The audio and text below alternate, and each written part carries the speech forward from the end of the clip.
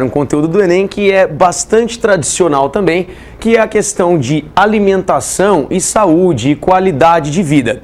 A gente vai destacar aqui o papel de um hormônio após a sua refeição.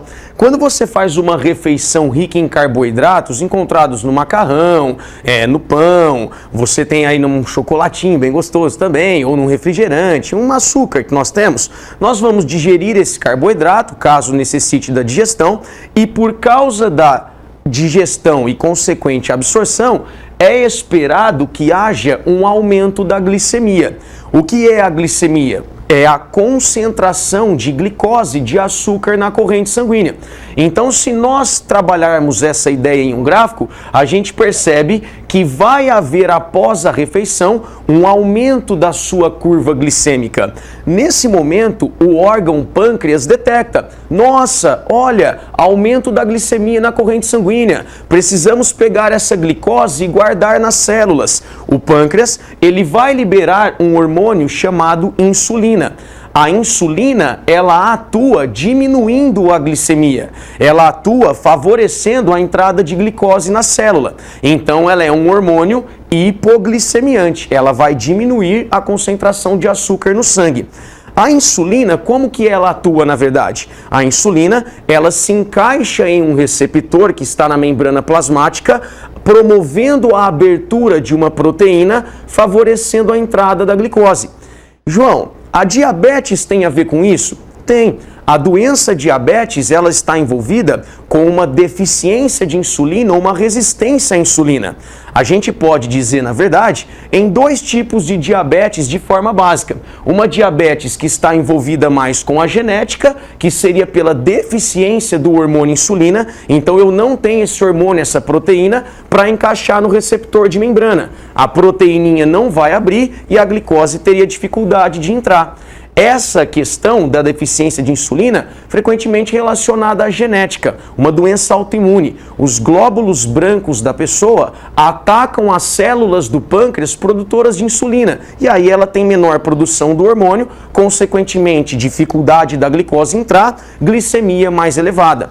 Mas há também a relação da resistência à insulina, que tem a ver com a qualidade de vida. As pessoas que são sedentárias, então não fazem aí uma prática de exercícios físicos regulares, que têm uma alimentação ruim, tendendo à obesidade, pode ser que essas pessoas tenham resistência ao hormônio insulina. Como assim, João? Ela pode até produzir o hormônio, mas aquela proteína receptora talvez não esteja lá. E aí, mesmo com o hormônio em questão estando na corrente sanguínea, não vai haver como abrir a porta para que essa insulina, para que essa glicose entre na célula. Então, nós temos aqui uma relação de qualidade de vida com diabetes, de alimentação, de obesidade, portanto, relacionada a diabetes. Algo que o Enem já cobrou em questão. E a alimentação, de uma forma geral, costuma aparecer. Vamos dar uma olhadinha?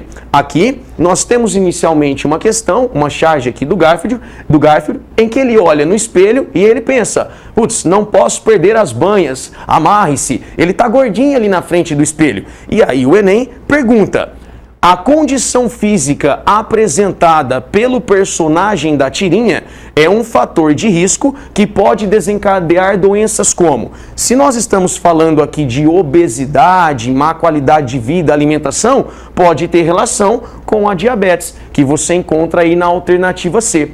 Esse assunto, alimentação, qualidade de vida, é um assunto bem recorrente no Enem e é um assunto que realmente é preocupante aí no nosso cotidiano. Vamos ver aqui uma outra questão em que o Enem trouxe essa proposta da alimentação. Por exemplo, temos aqui uma tabela em que a gente percebe alguns alimentos como variaram na alimentação humana durante esses 30 anos. Percebemos aqui na tabela um aumento no consumo por família de alimentos como biscoitos, refrigerantes, salsichas e linguiças, refeições prontas. Olha o tanto que aumentou. Consumo de refrigerante, 400%, salsicha e linguiça, legal, 300%, refeições prontas, os junk foods, essas comidas rápidas, 80%. Em compensação, houve diminuição no consumo por família de alimentos como ovos, riquíssimos em proteínas, de alimentos como peixes, também excelente fonte de proteína para o nosso organismo, os feijões, as leguminosas, os grãos, lembra das leguminosas? Que tem as bactérias Rhizobium, que fixam nitrogênio? Elas são altamente proteicas, porque tem a fixação do nitrogênio na raiz. Houve a diminuição do arroz também. Então, a gente vai ter aqui alguns itens que vão estar relacionados a essa tabela. Como o professor Aldo disse para você, a gente tem que não ficar preocupado com detalhes, mas encontrar ali naquela possível afirmação alguma relação com a tabela que ele deu, de uma forma geral, usando de fato um bom senso. Por exemplo, as famílias brasileiras, em 30 anos, aumentaram muito o consumo de proteínas e grãos que, por seu alto valor calórico, não são recomendáveis.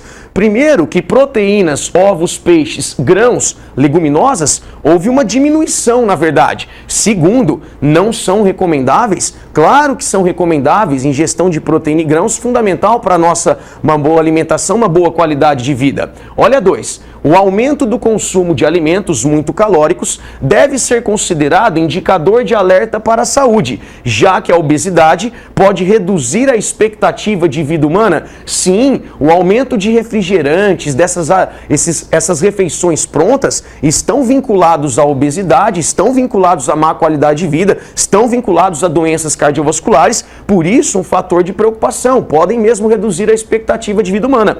Olha 3, doenças cardiovasculares podem ser desencadeadas pela obesidade decorrente das novas dietas alimentares. Sim, essa dieta alimentar mais moderna, rica em açúcar, em comida pronta, tem a ver também com doenças cardiovasculares. Então a gente percebe aqui que as afirmativas 2 e 3 são as afirmativas verdadeiras. O que você poderia encontrar, por exemplo, na alternativa A de almoço.